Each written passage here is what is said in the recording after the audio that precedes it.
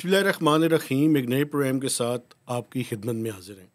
गिलानी साहब, 3-4 छुट्टियों के बाद हम प्रोग्राम कर रहे हैं। छुट्टियों भी आप थी, प्रोग्राम नहीं था वैसे करें, लेकिन वो पहले से रिकॉर्ड करके रखा हुआ था ना आपने। ये बताएं कि लेटेस्ट क्या खबर है पाकिस्तान में। बांग्लादेश में तो मिलिट्री कू टाइप की चीज़ हो गई है। नहीं मिलिट्री कू नहीं है। मिलिट्री ने तो चीज़ों को वहाँ टेक ओवर तो किया है, संभाला है। आर्जी तौर पे उन्होंने क्लेम किया, जो प्रेस कॉन्फ्रेंस की है, वकार ही नाम है इत्तेफाक से उनका जो उनके आर्मी चीफ हैं। आपके हम नाम हैं।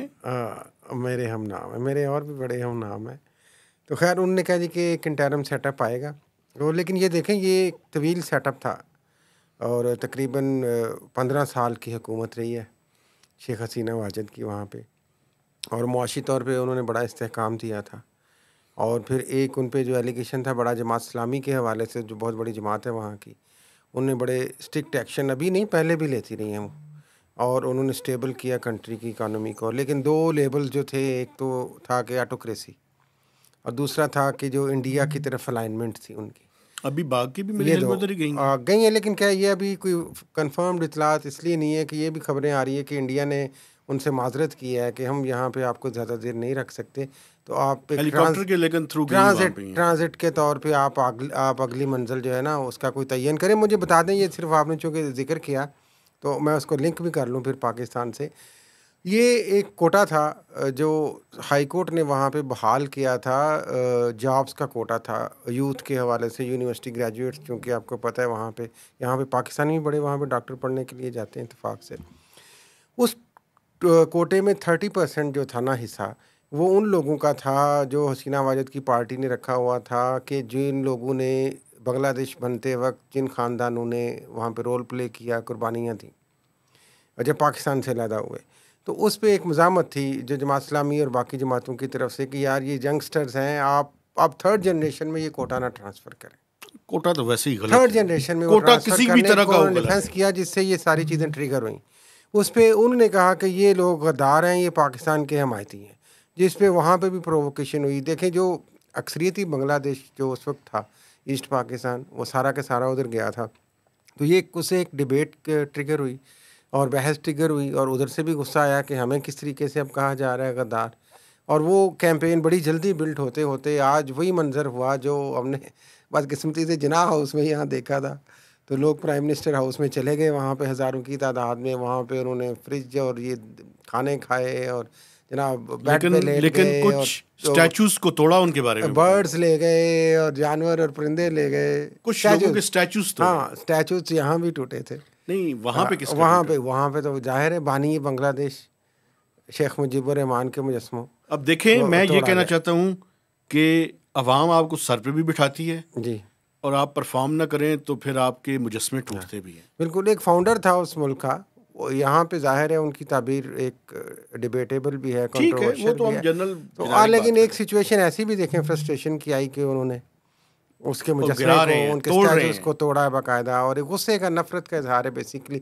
ये शायद शेख मुजीबुर रहमान से नहीं है, लेकिन उस फ्रस्ट्रेशन और उस सिस्टम से है जो ओवर द पीरियड, जो over past 1.5 decade Sheikh Hasina Wajid ने वहाँ पे कायम कर दिया। एक बात मुझे करने दें, वो बात ये है कि आप किसी भी तरह का कोटा किसी भी शोबे के लिए, किसी भी तबके के लिए, उसको कोई भी जस्टिफाई नहीं कर सकता, चाहे उसका बेनिफिशरी मैं हूँ, चाहे उसके बेनिफिशरी आप हो, लेकिन ये जरूरत भी, चाहे उसके बेनिफिशरी मिलिट्री इस्टेब्लिशमेंट हो, जजेस हो, एग्जेक्टिव हो, ब्यूरोक्रेट्स हो, ये कोटे छोटे सारे ख़त्म करें, मेरिट को लेकर आए। लेकिन ये देखें, यू आर राइट, लेकिन ये जब पाकिस्तान में भी ये होता है, आपको पता ही है, इवन के CSS तक में ये कोटा आया है हमारे, तो गलत है ना। हाँ, मकसद ये था कि जो तबका इलाके जिन्होंने तरक्की नहीं की उनको थोड़ा सा आगे लेके चलें। लेकिन मैं आपको बताऊं, जो आप फरमा रहे हैं ना, वो ओवर द पीरियड, एक तो यंगस्टर्स का जो है वो तादाद बढ़ी, उसके बाद एजुकेशन बढ़ी है,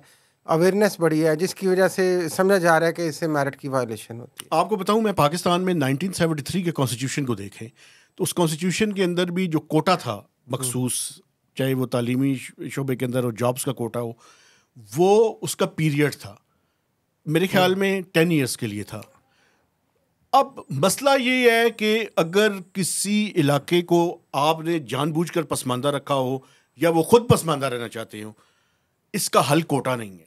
इसका हल ये है कि आप एजुकेशन के सिस्टम को ठीक करें, एजुकेशन के सिस्टम को मेरिट के ऊपर लेकर आएं, सबको यकसा तालीम दें और सबको फिर यकसा मौके दें। हाँ, और कोटा खत्म करें। और ये पाकिस्तान में खत्म अब तो खत्म हो जाएगा, लेकिन गालबन ये पहला अभी मार्शल लॉ तो नहीं इसको कहा जा रहा, लेकिन फौजी आ गए तो देखिए जब हो सकता है वो बहुत जल्द इंटरम सेटअप बना लें और पीछे रह के वो सिस्टम को इलेक्शन की तरफ जाएंगे। मैं आपको बताऊं, मैं इस पे हम बात लंबी नहीं करना चाहता, लेकिन मैं एक वाकया सुनाना चाहता हूँ, जल्दी से सुनाएं। आज से काफ़ी साल पहले मैं एक रॉयटर्स का एक था कोर्स में उसको करने के लिए गया, तो वहाँ पे एक बंगाली जर्नलिस्ट मेरे साथ उसके अंदर मौजूद था। उस बंगाली जर्नल उन्होंने वहाँ पे ट्रेनिंग के लिए एक मुल्क क्रिएट किया हुआ था जिस गिर्द गिर्द वो स्टोरीज हमसे करवा रहे थे। उसका नाम उन्होंने मंचुकिस्तान रखा हुआ था। मंचुकिस्तान। तो उस कोर्स के दौरान वो लड़का मुझे कहता है जी कि ये मंचुकिस्तान, उर्दू थोड़ी थोड़ी बोलते हैं, कहते हैं ये मंचुकिस्तान जो है ये पाकिस्तान से तो बहुत मिलता जुलता है और इसके हालात भी वैसे ही हैं जैसे पाकिस्तान के हैं। ये मैं 2004-5 की बात आपको 5 की बात बता रहा हूँ। मुझे बड़ा गुस्सा आया। एक दूसरी उसने बात की थी, मेरे पर न जलें तो मैं वो कह दूं, पर भी जलने शुरू हो जाते हैं, लेकिन मैं कहता हूँ अब बात शुरू हो गई है, थोड़े से जला लें, कोई बात नहीं। उसने कहा ये जब तक आपका PMA है ना आपका मसला नहीं हल हो सकता। उसने कहा आपके ट्रेंड जर्नैल जब तक हमारे पास थे और उसकी लास्ट जो थी वो जनरल इरशाद था 1988 में, जिनका वो ख़त्म हुआ इक़्तिदार 88 या 89 में, तो अब वो आपके PMA के ट्रेंड जर्नल ख़त्म हो गया, हमारे मुल्क में मसला नहीं है। लेकिन आज मुझे वो जर्नलिस्ट याद आ गया, उनका भी वहाँ पे एक दी नेशन अखबार है, उसका कॉरेस्पॉन्डेंट था। तो मैं हमारा अगर वो दोस्त किसी तरह से उस तक ये पहुँच जाए तो उन्हें बताना चाहता हूँ कि आज तो वहाँ पे PMA नहीं है, आपकी अपनी कोई मिलिट्री अकेडमी है, तो आज तो फिर जनरल इरशाद की रूह जिंदा हो गई है बांग्लादेश में। लेकिन देखिए वायलेंस भी बहुत हो गया था। हम इसको ज़ाहिर है पाकिस्तान में मुख्तलिफ इशारे से वायलेंस हो जाता है। चलिए ये आप पाकिस्तानी ज़्यादा इस चीज़ को बेहतर समझते हैं शायद, इसलिए वो इस तरह सोचते हैं। नहीं मुझे देखें, लेकिन सिचुएशन आउट ऑफ कंट्रोल थी, ये तो साहब ने देखा। कंट्रोल थी, लेकिन अगर ये जल्दी चले जाए वापस तो बेहतर है। हाँ, अच्छा लिंक कर दे पाकिस्तान के साथ। मैं लिंक कर, 2 मिनट अब रह गए हैं। आपने सारा जनाब कोटा आज पूरा किया ढाका पे। तो ये जनाब एक तरफ तो उधर फौज आ गई इस तरीके से कि वो रिकनसाइल करे, सिचुएशन को कंट्रोल कर ले जो आउट ऑफ कंट्रोल होती नज़र आ रही थी, और उन्होंने उनको सेफ पैसेज भी दिया प्राइम मिनिस्टर साहबा को, और उन्होंने भेजा। इधर भी फौज आ रही है, लेकिन इधर और तरीके से इधर कैसी आ रही है, ड्राइन ऑन। वैसे तो बाज़गश्त वैसे उस तरह की भी है, लेकिन अभी तो जिस तरीके से आ रही है, मैं 3 मिसालें जल्दी जल्दी से पेश कर दूँ। वज़ीर आज़म प्यारे वज़ीर आज़म शहबाज शरीफ साहब ने जो एनर्जी के लिए टास्क फोर्स बनाई है 10 रुकनी, एक तो उन्होंने जो निगरान वज़ीर है मोहम्मद अली, बड़ी काबिल शख्सियत बना दी है। हाँ जी, और वो एक उनके ऊपर एक आलू रख दिया है वैस लगारी साहब के ऊपर, और साथ एक लेफ्टिनेंट जनरल है जफर साहब। अच्छा वैसे वो भी टास्क फोर्स में। एक बात सुने ना, minister of state for power जो हमारे दोस्त हैं अली परवेज, नहीं वो तो फाइनेंस के हैं ना। नहीं, पावर का भी है, चार्ज है उनके पास। पावर का भी है। मैं आपको यही तो बताना चाहता हूँ। बल्कि उनके लिए मैं आपको ये बता सकता हूँ कि शर्त ही ये थी कि वो पावर सेक्टर को भी साथ देखेंगे। तो पावर का भी स्टेट मिनिस्टर का उनके पास है पोर्टफोलियो, और फाइनेंस का भी तो है। ये देखें जी, ये सरदार अवैस लगारी हो गए वाकई वजीर, पावर के आपके दोस्त हो गए अली परवेज मलिक स्टेट मिनिस्टर, और स्पेशल जो एडवाइज़र आ गए, असिस्टेंट आ गए मोहम्मद अली, और हमारे लेफ्टिनेंट जनरल अजहर साहब। तो खूब क्या कहते हैं, खूब बन जाएगी जब मिल बैठेंगे दीवाने 4। अच्छा, तो ये अब देखें क्या खूब। अच्छा एक मिसाल एक FBR में टास्क फोर्स बनी है डिजिटलाइजेशन की, ये तो खैर SIF से भी जुड़ी हुई है। तो उसमें भी जनाब एक मेजर जनरल सैयद अली रज़ा हैं जी, उनको भी एक्सपर्टीज शामिल है यकीनी तौर पर। उनकी वैसे हर फन ये आज आपने सुनी ना प्रेस कॉन्फ्रेंस। देखिए मेरी बात सुने, मैं आपको यही बता रहा हूँ। लेफ्टिनेंट जनरल अहमद शरीफ की प्रेस कॉन्फ्रेंस में एक सवाल हुआ है, उनने जब मिसालें पेश की थी, हम पंजाब में ये कर रहे हैं, बलूचिस्तान में इतना कर रहे हैं, पानी का, एजुकेशन का, हेल्थ का, तालीम का।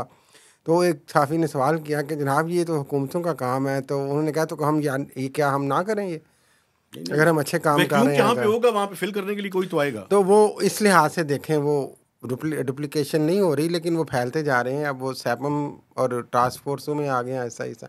और डिप्टी प्राइम मिनिस्टर की पोस्ट रह गई है, उसमें भी अगर पहले से फेल है ना, एक और अगर क्रिएट कर लेंगे तो अच्छा है यार, एक मिलजुल के। अच्छा, दूसरी मिसाल हो गई सर। तीसरी मिसाल यही मैंने दी ना, जो उन्होंने कहा कि आज हम सब कुछ कर रहे हैं तो क्या हम ना करें जनाब आली। ठीक है, तो ये सूरत है। लेकिन मैं जाते जाते सिर्फ 2-3 खबरें इससे हवाले से कंफर्म कर लूँ मैं। एक तो 9 मई के हवाले से भी उन्होंने बात की मेहताब साहब, और उन्होंने कहा था कि जो पहले है वैसे ही है हमारा मौका, चेंज नहीं। और हमने भी जब ये इमरान खान की ऑफ़र पे बड़ी खबर आई थी तो हमने यही गुजारिश की थी कि हमें कोई मौके में तब्दीली नज़र नहीं आ रही। एक बात। फिर एक दूसरी बात, जो आपके गवर्नर सिंध हैं कामरान टिसौरी साहब माशाल्लाह, उन्होंने कंफर्म की। उन्होंने कहा जी मैं बहुत बड़ी खबर दे रहा हूँ आपको, और वो खबर ये है कि ये जो IPPs का मसला है ये बहुत जल्द हल होने वाला है और इसमें अवाम को रिलीफ दिया जाएगा। ये कराची में उन्होंने एक तकरीब से खिताब करते हुए कहा, और ये भी हमने पहले गुजारिश कर दी है और नाजरीन को बताया है कि IPPs के हवाले से कुछ डेवलप की जा रही है चीज़, और उसमें बहुत सारी को रिटायर किया जाएगा या उनको कुछ ना कुछ एक ऐसा हल तलाश किया जाएगा कि वो पीछे हटे। एक बात मैं भी, आपने कर ली है तो एक बात मैं भी आपके साथ शेयर करता हूँ। ये जो IPPs का इशू है जी, इसके लिए हुकूमत को कुछ अपने फंड्स भी जनरेट करने पड़ेंगे। सही। एक शुनीद है, और वो शुनीद मैं आपके सामने रख देता हूँ। हुकूमत के पास USF के फंड्स पड़े हुए हैं। ये USF यूनिवर्सल सर्विस फंड है। ओके। बेसिकली इनका मकसद ये है कि पाकिस्तान पूरे में जो टेलीकॉम और टेलीकॉम का इंफ्रास्ट्रक्चर है, फाइबराइजेशन और बाकी प्रोजेक्ट्स हैं, इनके लिए ये फाइनेंस करते हैं। और ये जो टेलीकॉम कंपनीज हैं ये कंट्रीब्यूट करती हैं, हुकूमत भी कंट्रीब्यूट करती है, ये खुद भी कंट्रीब्यूट करते हैं अपने उसमें से, रेवेन्यूज़ में से। हुकूमत शायद उन फंड्स को भी इस्तेमाल करे, शायद ये अंडर कंसिडरेशन है इस टाइम। तो ये खबर भी मैं आपके सामने, लेकिन जो माहौल IPPs का बन रहा है ये हमने पहले कहा था कि ये सिस्टमेटिकली बनाया जा रहा है, और वो गोहर एजाज साहब जो हैं वफाकी वजीर साबिक और निगरान, वो अब सुप्रीम कोर्ट भी चले गए हैं। ठीक है, तो देखते हैं। और सदर जरदारी से भी मुलाकात की है एक बड़े वफद ने उनके साथ। तो एक पूरा एक स्टेज सेट किया जा रहा है, टास्क फोर्स उसी का एक हिस्सा है। आखिर में मेरे ख्याल में जमात इस्लामी का फिर ये कामयाब धरना, इस अपनी कामयाबी के झंडे गाड़ते हुए पाकिस्तान में, मेरे ख्याल में वहीं से वापस चला जाएगा या इस्लामाबाद लाया जाएगा। अभी तक तो नाकामी के झंडे गाड़े हैं, वो मुज़ाकरात की टीम उनको लिफ्ट ही नहीं करा रही, लेकिन अल्लाह करे वो पब्लिक इशू पे बैठे हैं, तो मेरा नहीं ख्याल वो इस्लामाबाद आएंगे। एक मिनट ठहरे, जमात इस्लामी के इस मौक़िफ़ की मुकम्मल तायद मेरी तरफ से है। अच्छा जी। उसकी वजह ये है कि ये पाकिस्तान की आवाम को लूटा जा रहा है, किसी न किसी ने तो बोलना है। और हाफिज़ नईम उर रहमान साहब, मैं आपको एक बात बताऊं, अच्छा, जमात इस्लामी के अंदर उन्होंने एक नई रूह फूंक दी है। नई रूह जो और है वो नई रूह जो है ना, मेरी बात सुन लेते, मुझे कहने दे, वो रूह जो है वो अवामी ताकत की रूह है। अच्छा मेरी अर्ज सुन ले, आप वो बांग्लादेश की सूरत हाल देख के ये रूह डबल ना हो जाए यहाँ कहीं।